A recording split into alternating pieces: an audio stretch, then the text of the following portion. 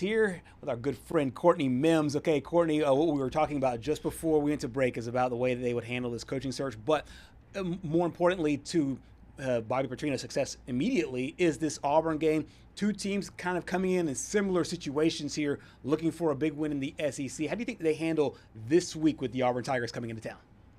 Well, they have to look out for them defensively, right? Because if you look on paper on Auburn and their defense isn't bad. I mean, I think I was looking at it the other day. They rank like 6th in the SEC in scoring defense and holding opponents to less than 20 points a game, an average of like 18 points a game. And so I'm going, okay, defensively, you've got to watch out for those guys. And that was what Bobby was saying in his pre-Auburn press conference, on Monday afternoon. He was kind of like, look, we need to make sure that we are being intentional on every single first down. We need to make sure we are doing our job, because they will take advantage of that. And they will make it real quick to go, wait a second, it's third down already? Wait a second, what? That is what they do. And so he was saying that we have to be very intentional with our play calling, which Bobby is good at, obviously. We know that from how they've played this year. Arkansas, it's very interesting. On paper, like you said, Gerhard, this matchup is interesting. Yeah. Because I think it's like, okay, Auburn has looked good defensively this year. And what has Arkansas done really well is their offense. Right. So how are those two going to match up? And then on the other side of things, is Auburn's offense going to be able to take advantage of Arkansas's defense, right? Because if they are playing bad, you're going to have anybody's going to be able to score on them. They're not very good at making sure their opponents don't score. And so we saw flashes of Arkansas's defense look better against Auburn, better. I won't say amazing, because there was still, obviously against Auburn, against Texas A&M, we saw flashes of their defense looking better, but still not perfect. I mean, you're still giving up 45 points, and that's not great. So look, I mean, you look at, oh my gosh, you're throwing up the stats. Sorry, have to do it. Okay, it's not great, guys. Okay, so we'll see if Auburn. We'll see if Auburn can take advantage of that this Saturday. But I mean, I was looking at the line the other day, and I don't know if it's moved at all, but I know that it looked like Auburn was a 1.5-point favorite. That's the last line. Correct? That's the last line I saw as well. Let me go back and check to make sure that's it. But I saw that same line. I saw that same line. No, it's now moved to Arkansas. Is now -2.5. So there's some money coming in. So there's some money coming in on the Arkansas side. So Arkansas is now a slight favorite. But no, you're right. I saw the same line where Auburn was a slim favorite into that matchup, and it looked like Vegas wanted to see where the money was coming in, and it has swung about basically 1.5 in the other direction. Well, I feel like you got to give some love to how Arkansas has been playing, right? I get it that Auburn's also been right there, right? I get it. Auburn's been right there too, but Arkansas's at home as well. You would think that would give them some love. Razorback Stadium, at least if you go back to this Texas A&M game, even with them coming the game not looking great and on a losing streak, and man, oh man, you've only won 2 games, and you haven't been able to close out a conference matchup, and you have Bobby Petrino as the interim. The atmosphere was still great at Razorback Stadium. Absolutely. So I'll give it some love in the fact of, I thought that line was okay. All right.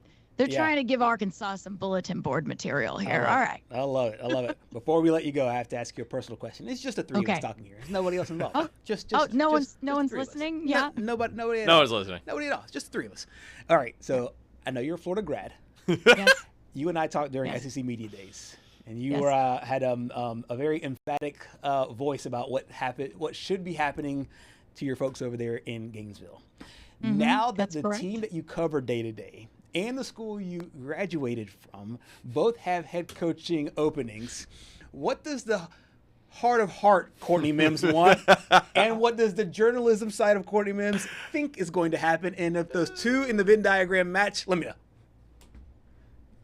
No, they don't. Okay. Because, all right, can I be honest with you guys? Absolutely. I'm just going to be honest with you guys. We love honesty.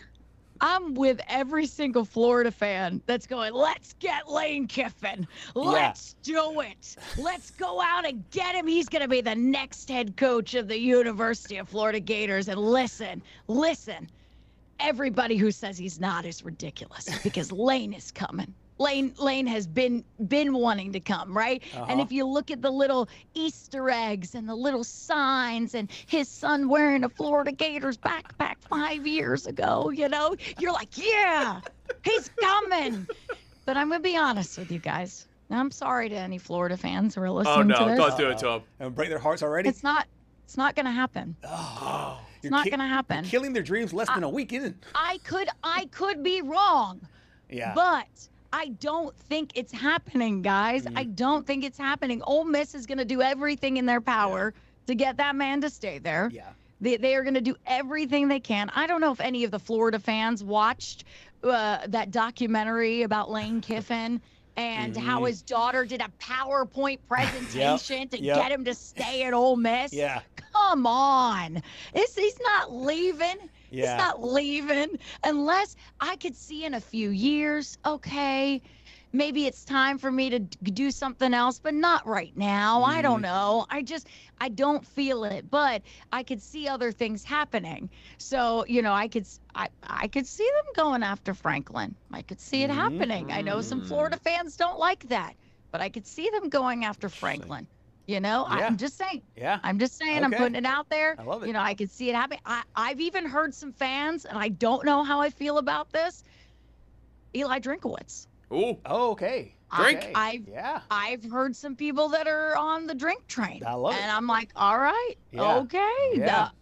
I don't know how I feel about it, but I would feel like that's a guy who maybe wants to leave Missouri, and just because of the way, with Rev Share, what it's going to do to the program there, and where they're worried about money and things, where where's it going to come from for them? Maybe he leaves. Right. I don't know.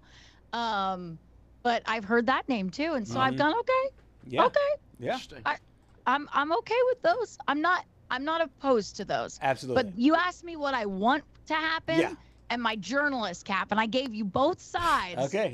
Yeah. Of the coin there. Okay, yeah, Gerhard. yeah. But Lane Kiffin to Florida, right? Lane Kiffin to Florida. I love it. I'm right there with you. I don't know if it's going to happen, but I think if you are a Florida fan, if you bleed blue and orange, I think that you'd want it. Courtney, you are the absolute best. Thank you so much for your time, your energy, your expertise, and everything that you bring to this program. Looking forward to talking to you again soon. Yeah, maybe next time we can talk. I'll do Florida coaching search and Arkansas coaching search, and I'll just be your coaching search gal. Yes, we would love nothing more. We'd love nothing more. You're awesome, you. Courtney. Thank you again. Thanks.